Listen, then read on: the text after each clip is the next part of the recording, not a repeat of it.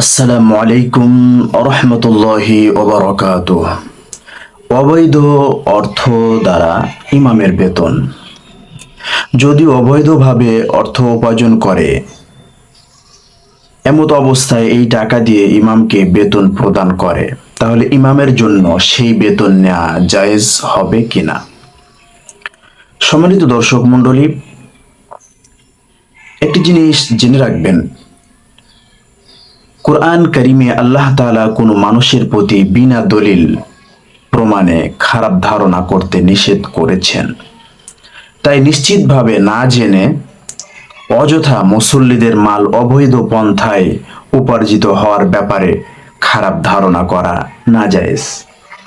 বরং এরূপ ক্ষেত্রে মুসলমানদের ব্যাপারে ভালো ধারণা পোষণ করার জন্য হাদিসে নির্দেশ এসেছে। সুতরাং মুসল্লিদের মালের অর্ধেক বা অর্ধেকের বেশি হারাম হওয়ার বিষয়টি নিশ্চিতভাবে জানার পূর্বে ইমাম সাহেবের জন্য মুসল্লিদের নিকট থেকে বেতন নেওয়া জায়েজ হবে। তবে যদি কোনো ইমাম নিশ্চিতভাবে জানতে পারেন যে অমুক মুসল্লির অর্ধেক বা অধিকাংশ মাল হারাম পন্থায় উপার্জিত, তাহলে ইমাম সাহেব সেই মুসল্লি থেকে বেতন, ভাতা ও হাদিয়া ইত্যাদি গ্রহণ করবেন না।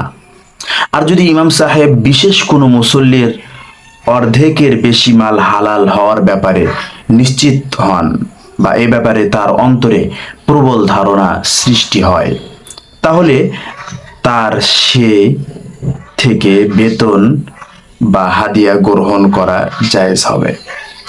আবারও আমি রিপিট করছি কথাটি,